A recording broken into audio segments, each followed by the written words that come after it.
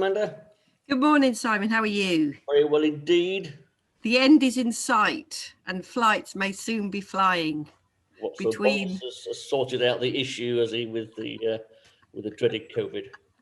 Well, I don't know about that, but certainly more people are getting their vaccinations, including myself. So I'm very hopeful that I will actually start seeing clients in person again, which would be really nice.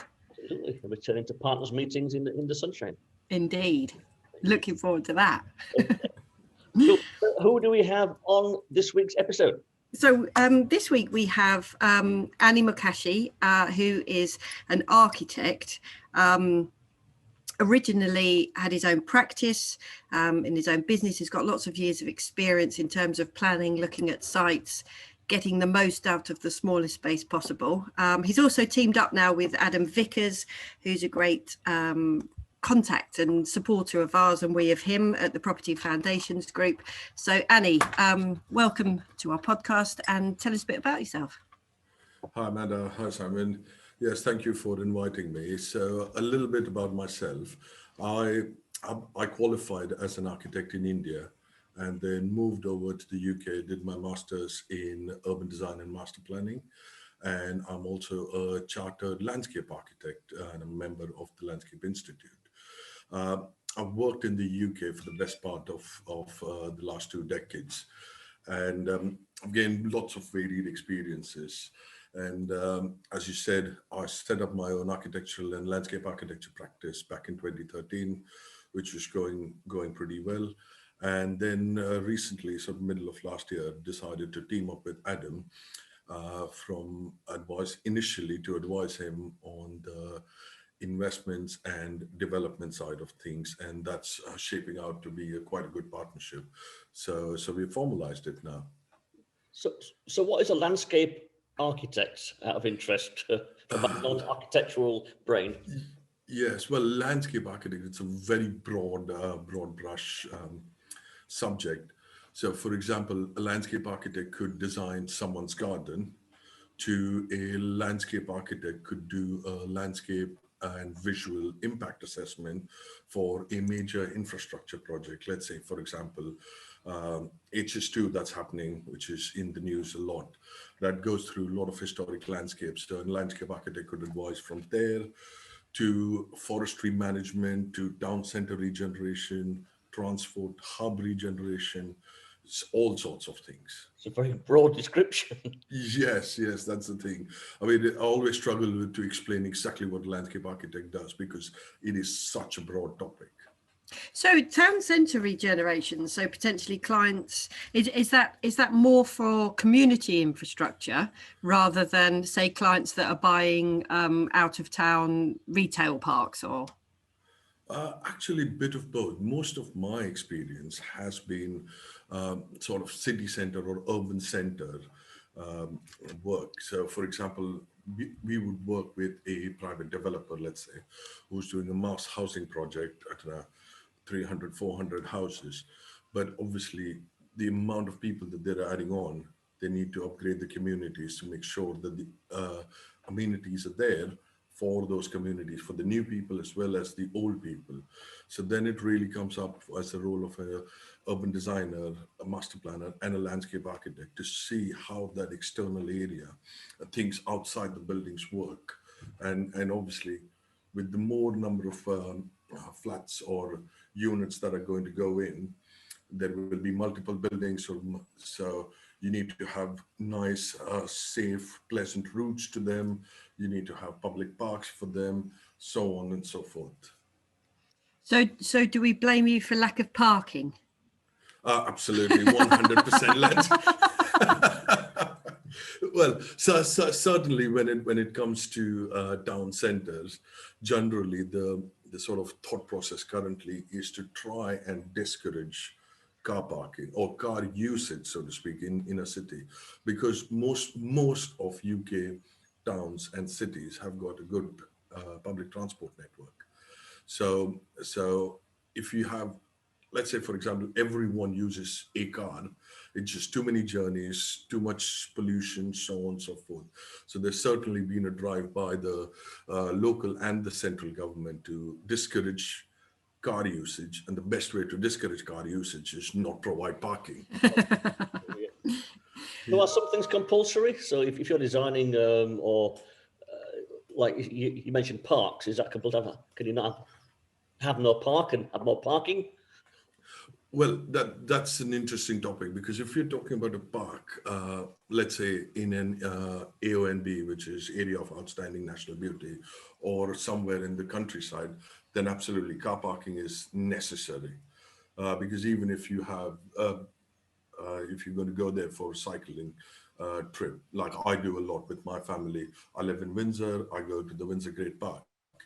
But to get from my house to the Windsor Great Park, if I have to cycle there, I'll be out of energy by the time I reach the park. So yes, there, definitely you'll need it. But for example, I did a project way back when in central London, just in Aldgate, where we basically, there was an old gyratory in Aldgate. We completely redesigned it, worked with traffic engineers to get rid of the gyratory. And one section of that gyratory was converted into a public park. It was opened by the then Mayor, now Prime Minister Boris Johnson. And the idea there was no car parking whatsoever. There were lots of cycle parkings there. But the reason for that was we looked at the surrounding areas and what the composition was. We were right on the edge of the city, so lots of people who were working there. At the same time, we had all the Aldgate, Brixton local community. And because this park was so accessible and it was for the local community of people working there and living there, we had not provided any car parking spaces. So in terms of how you then got together with Adam, what sort of projects do you tend to work with that it would appear to be quite different projects that you're working on now? It's a bit of a mix, because in my practice, I was an architecture practice and a landscape architecture practice.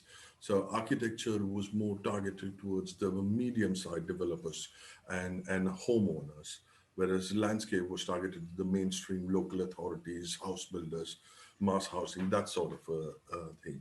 So Adam actually was a client of mine. And it always happens, all the relationships that I've developed with the clients always start with, they come calling me up saying, I've heard of you, you came from a referral, here is my project and I want to do this. And 9 times out of 10, what I do is I look at the site and say, okay, you can do this and you can get exactly what you want. But have you thought that you could do X, Y, Z, whereby you could make a bit more money? And that's how my sort of relationship with Adam started, because he had bought a house which he was going to convert into a 6-bedroom HMO, and his aspiration was for that site was to do a little bit of internal remodeling so that he could add maybe 1 or 2 bedrooms. It was fairly straightforward, and I said to him, yes, no problem, we can do that, but actually looking at your overall plot and the local area, you can fit an additional house next to it. So would you like to explore that option? And Adam, he was like, yes, obviously, if there's something more to have, let's explore it. And that's how I got going with it. And we've actually completed that project. We basically did a two-phased approach, where we kitted up his existing house that he had bought into an HMO, because we knew that this project was going to be a little bit longer in terms of achieving planning permission. So what we did was we kitted it out as a 4-bedroom HMO so that he didn't have any holding costs whilst we're going through the planning process. And then now that we've got the second dwelling, we will basically either build it out or see if some builder would give us or give Adam the required profit that he was wanting. So that's so in terms of it's interesting you talk about the value add, and we talk about this quite a lot with clients generally, the importance of chatting away to us, because actually through chatting to us you then think, well, why don't you do this and why don't you do that? So what's in terms of clients coming to you, is there any sort of ballpark of where you do provide your advice, where you don't provide your advice, or is it anybody with any project? Yes, it's anybody with any project. Obviously, we have a particular range of projects that we would look at, but it would still be like the initial part of it. Anyone can basically get in touch with us and get our advice on that, and that's how we would do it. Yeah, and just in terms of it's quite an interesting point you've made there, is that whilst you're actually going through the planning process, the property is still generating the income. So, you know, for anybody listening, it's quite an important point to make in terms of how long planning processes take. So give us a general idea of how people actually go about applying for planning, sort of the costs, because to enable the property to continue providing an income for you is quite attractive. Yes, I mean, one of my over the experience that I've got, and by the very fact that I was running or started and ran a practice and a business, was all to do with costs and how do you keep costs down, make sure the cash flow is there. So as I progressed in developing my practice, I started becoming quite aware of those elements. And sort of that was one of the things that myself and Adam really clicked on, was that I would always look at a business case holistically. I wouldn't look at it just the design of it. I wouldn't just say, look, you can add a bedroom here, and because you've added a bedroom, you're now going to make more profit. That would work in terms of an Excel spreadsheet without taking into consideration the timeframes. And then it's the opportunity value of the money that's there and all those sorts of things. And that's how I look at it from a holistic point. And that's how I go about advising my client. And planning can be a very, I wouldn't say difficult, but a sort of meandering path. That's the best way of putting it. And you have to really navigate through the whole law, because the thing is that the basic clash that happens is when you have design and you have the law, because design is very personal. You know, a design that I might like, you might not like, you might hate it, and might say, oh my God, that's rubbish. And likewise, someone else might say, oh, I love this design, and I, as an architect myself, wouldn't like it. So it's very personal. But on the other hand, you have the law, which is black and white. There's not much gray area, and it's how you merge those two together, then sort of informs you how much the boundary, or I always like to push the boundaries that you can push, and then that in turn informs the timeframes. So from a strictly planning, as in submission to determination date point of view, it's again written in law. From the date it's validated, it's maximum 12 weeks unless you agree a time extension with the local authority. But going like speed is excellent, but undue speed is always the risk. So if you just go in without designing a project properly, considering all the impacts, objections, all of those things, you might submit something which on the face of it looks like it might get through, but there could be other smaller aspects of it which might hinder it. And then you're stuck with either give an extension of time to the local authority, or withdraw the application, or get refused and reapply. So I always tell my clients, rather than doing something like that and going too quickly to submission stage, is spend the time to get the design right, make sure that the design is policy compliant, and once it's policy compliant, then you can go as best as you can be prepared to with the submission. And if local authorities ask any questions, you're prepared beforehand. And in terms of budgeting for your planning application, for sort of new people coming in or looking at sites for the first time, what's your advice on budgeting for a planning application? Again, it depends. Budgeting is very, very sort of project specific. So it would depend on the size of the project and what you want to do with that. And when I say that, it's not necessarily the purchase price or the existing square footage of the building. It's what you want to do afterwards that drives the budget and the cost from planning side of things. When you're looking at planning fees, they're fairly straightforward. As a rule of thumb, it's around the £200 for a householder application, and it's around between 300 and 400 per unit if you're going to do with multiple units. So that's where the costs to the local authority would be. Now, when it comes to your consultants, I'll give you an example. So we were working on a garage project. It was literally a garage in the middle of London. It was a fairly small site, and we thought we would put a house in there. It's because of all the issues with being in central London. It took us 3.5 years, and we spent a lot of money just on consultants and drawing up various schemes, so on and so forth. Whereas we have done another project where the client bought £1.5 million house. It was a beautiful house, but he wanted a larger lounge. So the actual spend on that was about 100,000 overall cost. So it doesn't matter, it's not necessarily the value of the house or how big it is. It's what you're going to do with it and the complications that it brings along with you that drives the budget. And do you have people sort of that come to you that have got this all completely wrong? So they've they've started, perhaps they're novice developers, or they've started their projects, or they've started their ideas, or are you able to unpick? I mean, one of the things that we always find that we try to get across is come to us right at the beginning, because we can set things up much more easily. Whereas if you come to us and you've already started, trying to unpick things from a tax or a legal point of view is very hard. So is there a point where you kind of close the door with the local authority and they'll say, no, we're not giving you any planning on this because you've made such a hash of it? Interesting question. Yes and no is the answer.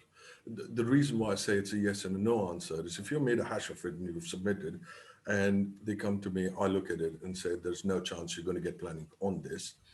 I'd say, okay, go in for a refusal, just get the officer's report, and then we will start again.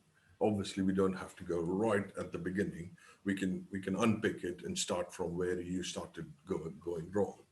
But to go back to the start of your question, yes, I do get those sorts of projects all the time. Absolutely all the time we get that.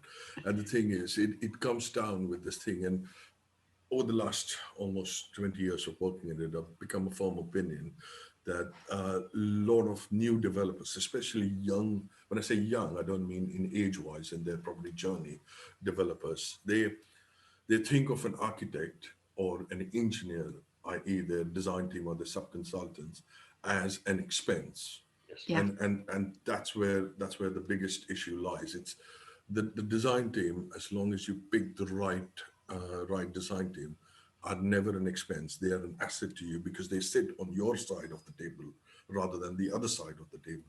So they're always there to help you in your journey. And that's where every time I find with moderately or relatively inexperienced developers, that they always look at it saying, oh, what'd you do? And after 20 years, I still get asked questions like, oh, you're just an architect. Your practice is just going to produce drawings. It's like the drawings are the net result. Like, in your industry, when you do a contract, the written language is the end result. It's all of everything that you do beforehand, the toing and froing, the negotiating with the other side. That is what people don't see, because it's very hard to quantify without telling them it's going to take X number of weeks to do it. Yeah. And that is really the start of it. And then comes down to the fact that you need to have good qualified architects. So I'm not registered with the RIBA, although I'm a business owner and I own the RIBA registered practice, but I employ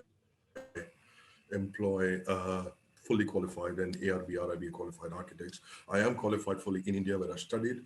I just haven't converted my chartership. So the point is that I'm always looking at competent people to have in my team. I've built, and I love building teams of people who are proactive and who really want to do do the difference. So it's to look at that thing as a holistic part, and then beginning your journey and then taking the advice. A lot of times what happens is clients come to us saying, "Oh, you're highly recommended."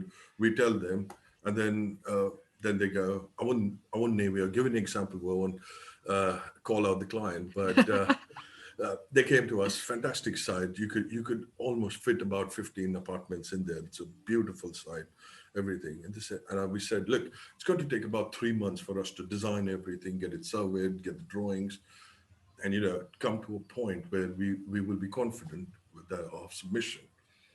And the guy just turned around saying, "Ah, that's too long. I've done development projects so many times. I've been doing it for 16 years, and it never takes this long."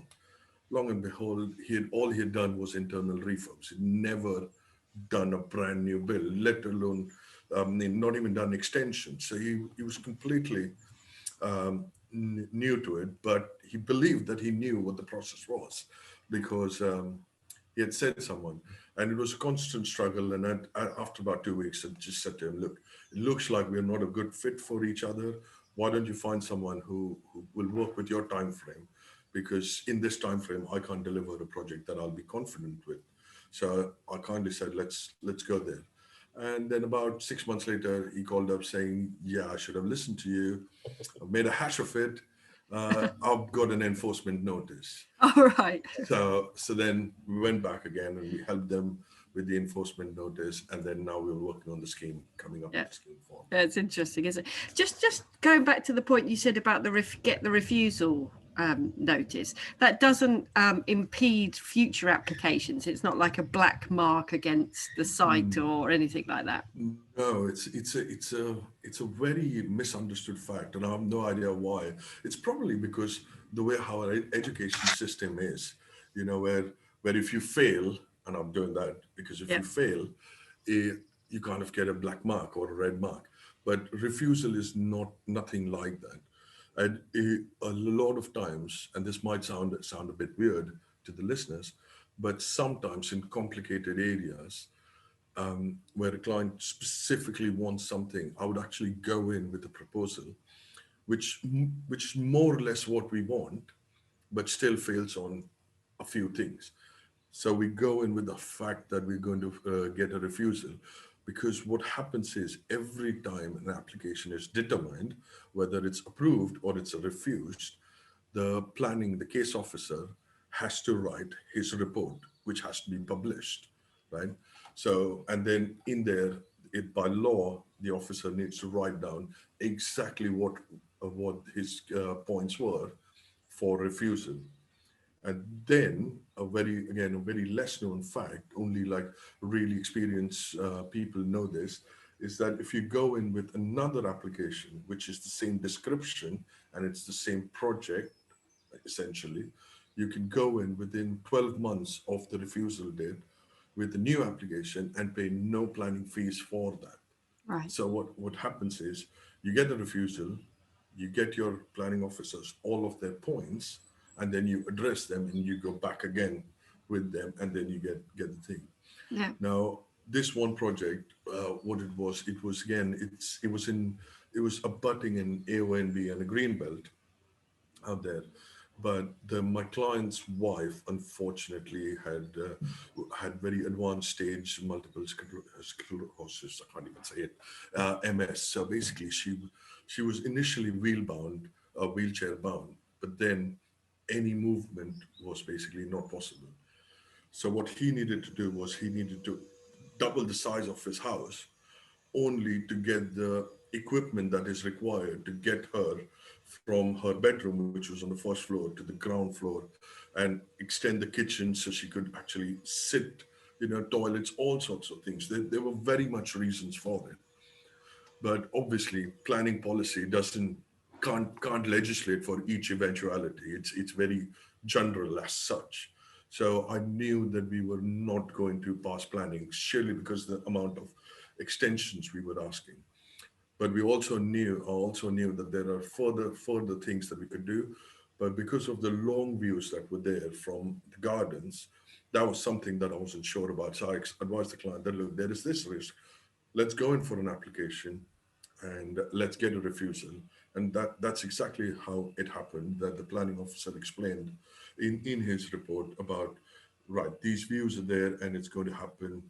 And that basically was our starting point of how to achieve planning permission. Because I always think your end result has to be achieving planning permission.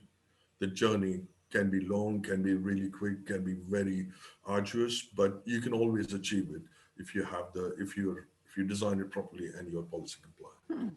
Yeah, it's interesting. So, Good stuff. yeah, in a very long-winded way. No black mark, even if you get a refusal.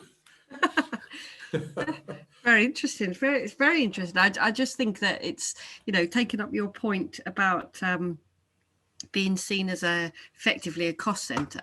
I think that both Simon and I, and obviously a lot of professionals, find that you are just seen as a cost rather than a value add in terms of getting to your end point in a more actually cost effective way, and perhaps either saving yourself quite a considerable amount of money, whether that's in planning or tax fees. Yes, absolutely, absolutely. In the building trade, they think everything is negotiable. If you go for tax advice or advice for an architect, you're not hiring a plumber or someone to plaster your walls. It's a very different skill set. But that's been the same for the past 30 years immediately with the building trade, so it won't change in the next 30 years.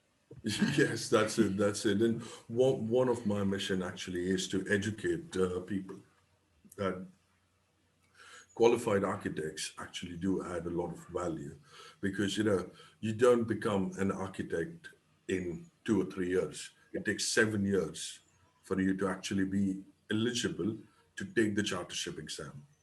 So for example, you do 3 years, then you have to work for a year, then you do 2 years, then you work for another year, and at the end of that year is when you're eligible to go for the final exam and the interview, where you become chartered architect. So it's very important to get good chartered architects, and I always say that because, right, I informally call myself an architect because I qualified in India.